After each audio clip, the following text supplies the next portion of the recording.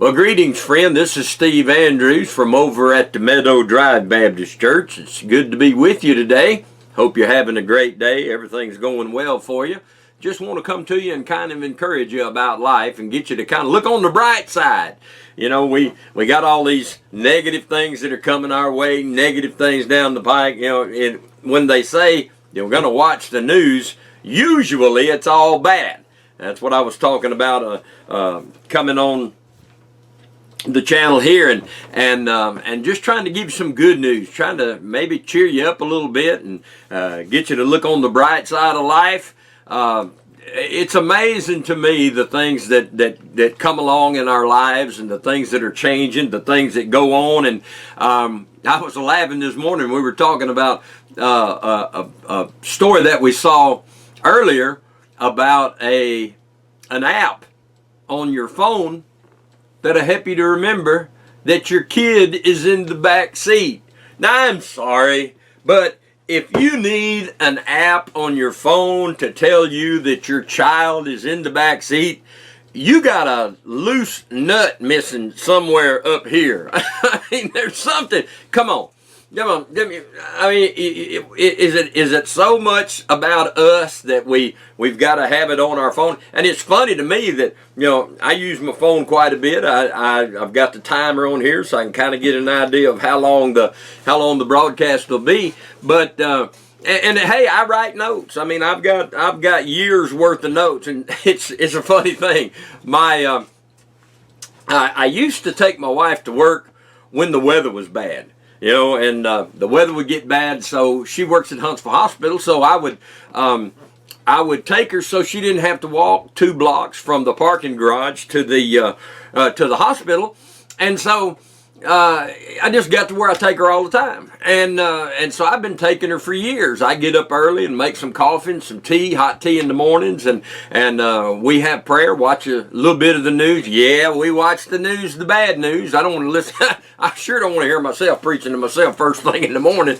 But I got to where I took her to work. I take her to work every day, and so you know I go and drop her off, and that gets me up and gets me going early in the day. So I get a lot more accomplished and things going there too. But one day I dropped her off at the hospital, and she went in, did her thing, I did mine, and then you know, I've always kept notes, you know, just to jot down here and there what I needed to do, but nothing really organized. And she got in the car one evening. She said, "Well, what'd you do today?" And I was like, my mind went blank. It's like, well, you didn't sleep all day, did you? No, I didn't sleep all day. Don't do that. But it's like, you know, and so what I started doing it was 2 reasons really: to be sure I got everything done, and to be able to answer that question if it come up again. I started making sure I wrote everything down. And I used to keep notes all the time, but I got a little more organized. I've got the day, Tuesday, 8/7 here. This is when I'm doing this broadcast, but I got that at the top of the page, and then I got the things that I need to do. I mean, here I've got prayer, devotion, self-discipline, you know, some encouraging things there. Work on my Wednesday night message, Sunday morning, Sunday night, the bulletins, finish up my videos for the cable, and I've got all my stuff I got to do here. So if anybody ever asks me, well, what'd you do? You know, my mind may go blank, but I can go back over here, and here I've got 2 years, no, not 2 boxes. I've got these 3x5 cards, go all the way back to, oh, let's see here. This is, this must be October the 27th, 2011. So you asked me what I did, and I can go back and I can find them, and I file them away every day. It's like it's almost like keeping a journal, you know, or keeping a diary. But and then I highlight it if I really need to do it today. Why, I highlight it in yellow. That's something that can't be passed up. That's something that's got to be done today. You know, like, and especially, you know, you want to put on here birthdays and anniversaries. Get them on there, fellas. Get them. Be sure you got them. The best way to remember them is to forget them one time, and then from that day on, you'll remember them all. But take control of your life and don't, I was talking about the app of your phone. It's a good thing to have reminders, but really, take charge of your life and realize that you're responsible for the decisions that you make in your life, because that's where you're going to end up in your life. And if you need an app, what's wrong with somebody that needs an app to tell them that their kid's in the back seat? Unless they're so wrapped up in themselves that they don't have time for anybody else. It's all about me. I question a lot of times that, well, I left my kid in the back seat and they died. Well, that just don't make good sense. To me, we're missing some things somewhere. And everybody's kind of wrapped up in themselves. And I met a lady yesterday. I went out and tried to help her with her unlocked her house for her to help her out, and then ended up I'm in a serious situation with this lady, and she needs help. And she called me last night. When I come in this morning, came in the office, and I saw where she had called last night about 11 o'clock, and I'm thinking, what am I going to do? I don't know this lady, except I do now.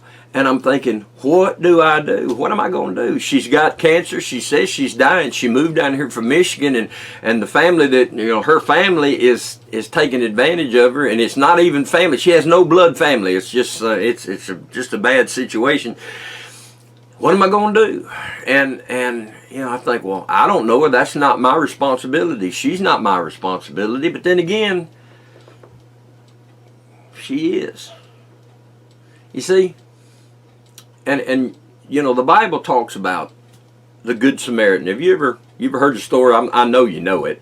The Good Samaritan. The fella was going down to Jericho or somewhere. Anyway, he fell among thieves, and they beat him up, and they left him on the roadside, half dead. Beat up, stripped, took his stuff, everything, and so some religious leaders came by.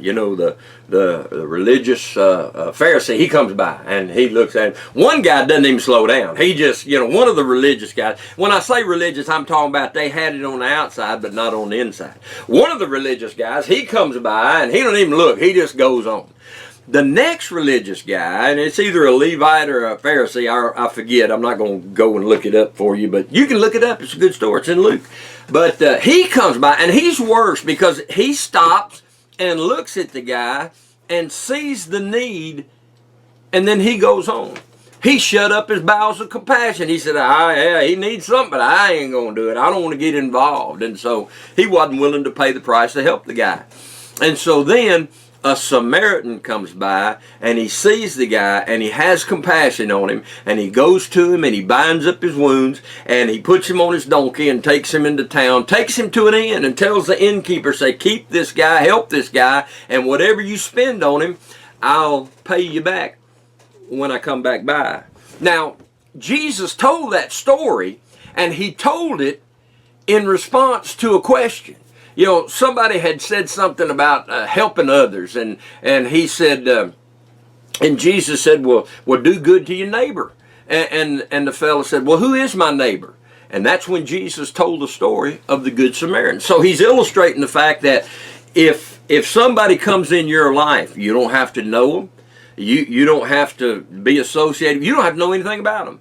But if somebody comes in your life, if you want to be a neighbor to them, if they come in your life, you have a responsibility to help them if you can. Now, most people are like the thieves. The thieves' idea, when they saw this guy, their idea was, what's yours is mine, and I'm going to take it if I can. And that's the way a lot of people live.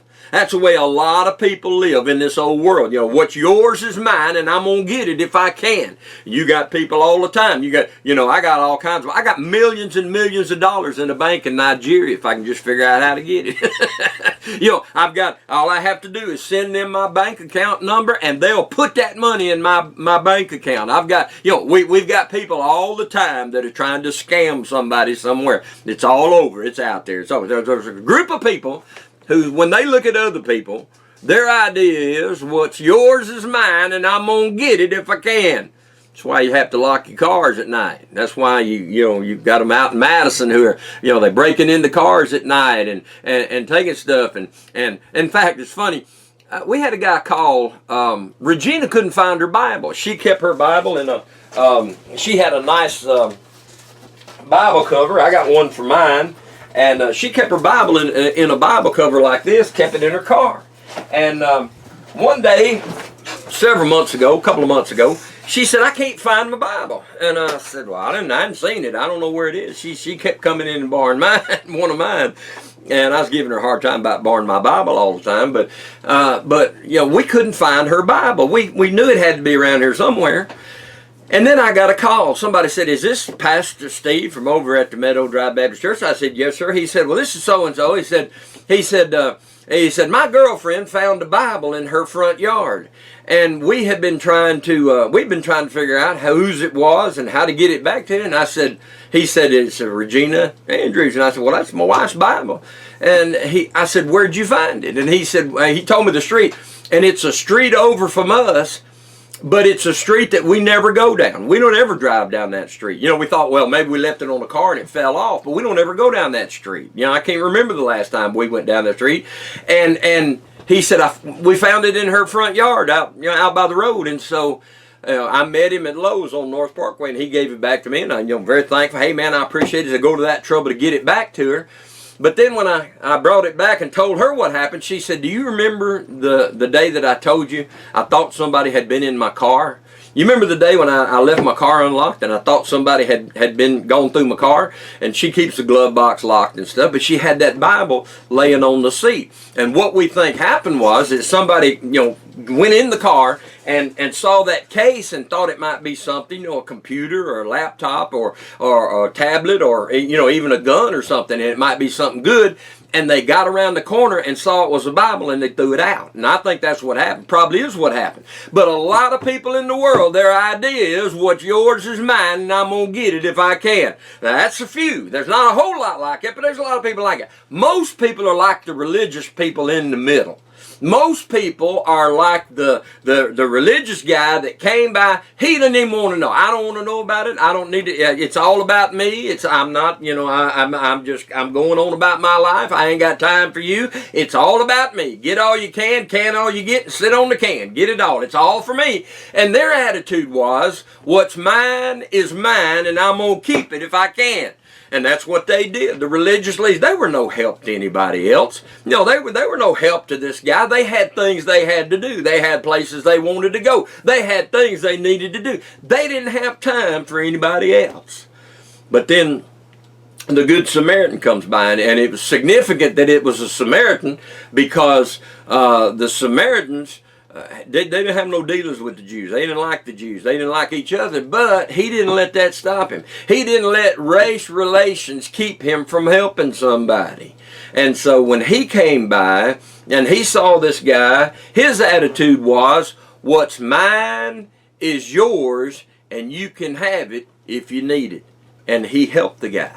Now, it cost him. It cost him time. I don't know what was going on in his life. It cost him time and it cost him money. He said, whatever it takes, I'll be glad to pay for it. You just take care of the guy and give it. Never knew the guy. Don't know that he ever saw him again. But see, if you're living for yourself right now, you can't afford to do that. But if you're living for something other than yourself, if you've got a purpose, if you've got a cause, how do you feel about the cause? Is it worth the price to pay? Let me turn this light here just a second. Is it worth the price to pay that you might have to pray? How do you feel about the cause? We're willing to do a lot of things and suffer a lot of hardships if we're behind the cause. I can remember I was 16 years old, had a 57 Chevrolet, had flames painted on it. I was all over Huntsville. And one day I was driving north on Jordan Lane, coming up on Sparkman. I was by myself. It was evening. I don't know when it was, but it was during the day. And I come up to the Texaco there at Sparkman and Jordan, and there was two girls standing. They pulled in the parking lot. They had their trunk open. There were two girls standing there and a boy and a motorcycle. And it looked like they were trying to get the motorcycle in the back of the car. And so, two cute little girls there, and so, 16-year-old, there's at least 16 because she's driving. So, I pulled in there. I got out, I had my leather jacket, man. I got out and I walked over there and said, "Hey, what y'all doing? Can I help y'all?" And she batted those eyes and said, "Yeah." Said, "My brother's motorcycle broke down and we're trying to get it in the trunk." I said, "Well, hey, let me help you get that motorcycle in the trunk of that car." I was going to be the hero. So, these two cute little girls are standing there, the boy standing there, and I reached down and grabbed that motorcycle, and I lifted it up, and I put it in the trunk of the car, and they said, "Thank you." But my attention had turned. I said, "You're welcome." I got in the car, and I drove off. You say, what happened? When I reached down to grab that motorcycle and put it in the back of that car, I grabbed the hot muffler. I grabbed the tailpipe, and I grabbed it, and it's burning, and I didn't go, "Ow! Oh, that was hot." No, I was tough. I was the hero, remember? I grabbed that thing, and I put it in the back of the car, and I said, "Okay, goodbye, guys. Yeah, great. Yeah, glad I could help." Didn't get no phone number, didn't get no name, didn't get nothing. I found the nearest bathroom, went in and put my hand under running water. We will endure a lot of stuff when we are behind the cause. Say amen right there. But look, if you want to make a difference in this world, if you want to have a great life, first of all, take control of your life. Take responsibility for who you are and what you're doing, and get your life straightened out.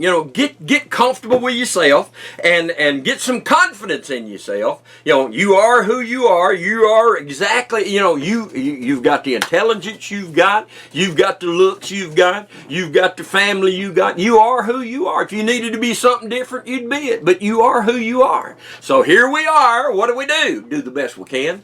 We do the best we can and make our best better. Try to help other people. I go to the DRC and they don't pay me nothing for that, but I like those guys over there. I not necessarily want to hang around with them. They might do things that I might not approve of, but they got potential. You say, "Well, them guys been in prison. Those they're parolees." Well, so what? Who cares?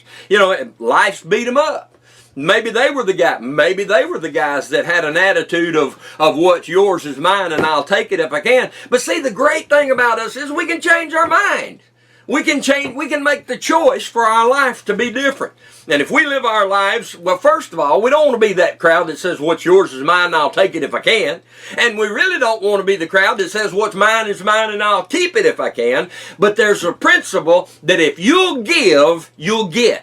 If you give, and it shall be given unto you. Ask, and you shall receive. Seek, and you shall find. Knock, and it shall be opened to you. If you'll do the giving, you'll get the getting.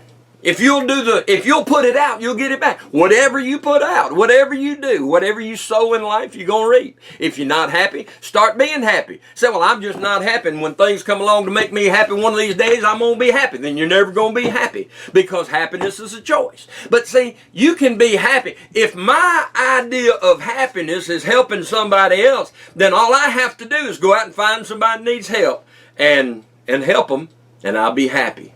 Now, I've carried the burden this morning for that lady. Yesterday, we talked about it. I don't know what I'm going to do.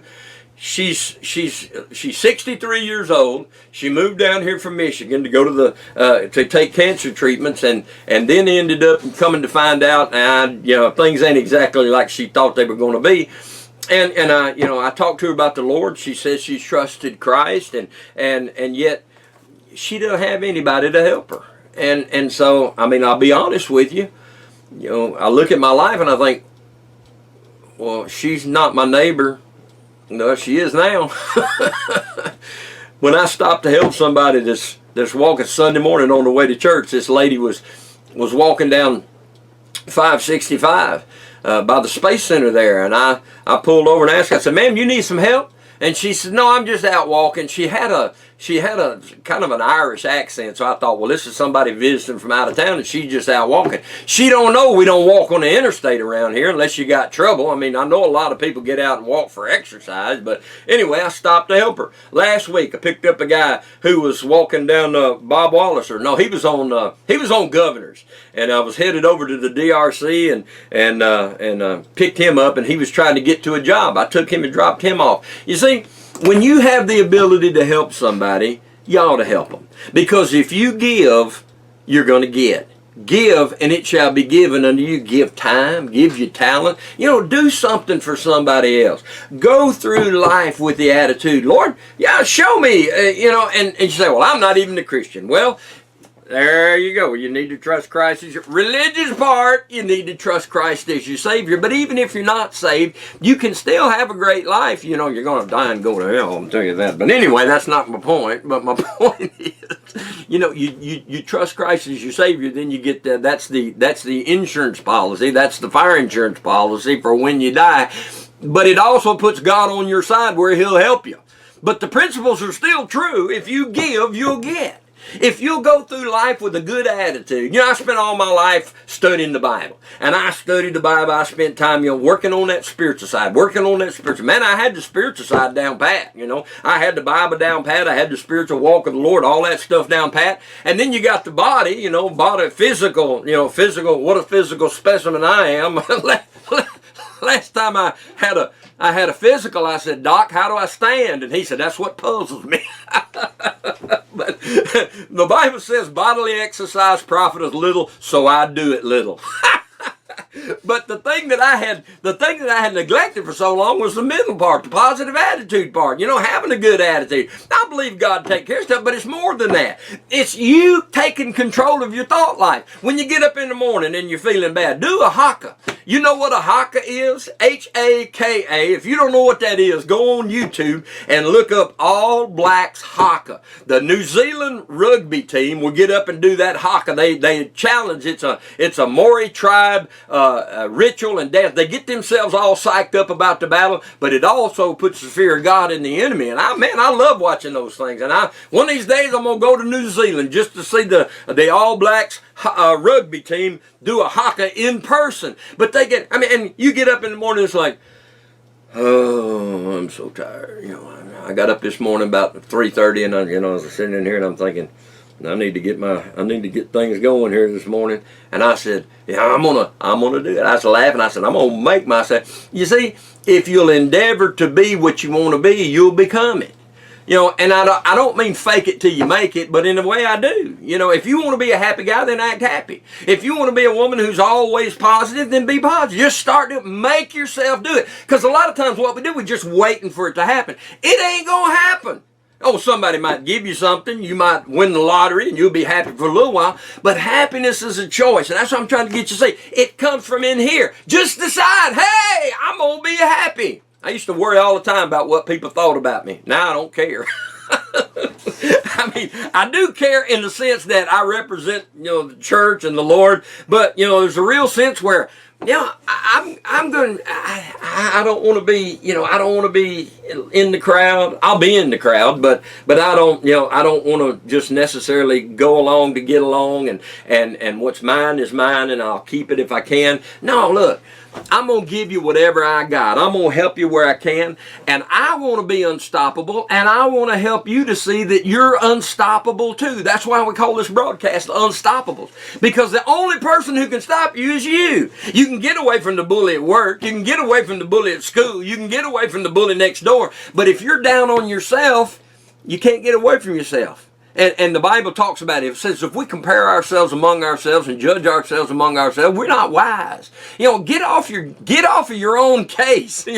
You can have a great life. You can have great things. Just start sowing out the good, sowing out the good, sowing out the good thoughts, doing the good things. Be the person that you admire. Be the person you want to be. We spend all of our lives conforming and fitting in, and we admire the people that stand out. I want you to be somebody that can stand out. I want you to be somebody somebody that can make a difference in this old world. Well, friend, I'm going to close it out here today. I was going to say this morning, but I don't know when you're going to see this. But if I can help you with anything, get in touch with me. It's Steve Andrews, and the church address, it's Meadow Drive Baptist Church. Meadow Drive, they've asked several times, is off of University at the Jet Pep. You got Northwood Projects over there, you got the Jet Pep there, and you turn there at the light, and 3 blocks down on the left, the brick church on the left, is Meadow Drive Baptist Church, where it's good in the hood. Amen. You're looking for a church home, come visit with us. We'd love to see you. The mailing address is, and listen, if you would, if you see the broadcast and you enjoy it, or if you see it and you don't like it, write to me and tell me how sorry I am. Tell me how sorry, rotten, got a face for radio or whatever it is. Oh, yeah, there we go. Hit the jackpot on that one. 1000 Meadow Drive, Huntsville, Alabama, 35816. And I want to thank those of you again from the church and others who are helping out with the broadcast, and Eric and Andrea Wharton and their family, Bill and Cheryl, Steve and Susan Riley, Lorenzo Jackson, Rance Newell, and Norris and Liz Johnson, my mother-in-law, what is her name? Barbara Griffin. That's right, Barbara Griffin. We were coming back from Chattanooga, my wife and I. We had been up somewhere, and we stopped off at a little drugstore, a little convenience store, and as we pulled up to the door of the convenience store, there was a broom leaning up by the door. And I told Regina, I said, "Oh, look, your mother's here." That's awful. Hey, listen. Have a great day, have a great evening, have a great night, whatever it is, whenever you see this. But listen, you're unstoppable. You can do great things. You can do better than you've been doing. You are somebody. Get out and do something great today. God bless you, neighbor. Have a great day. Cut!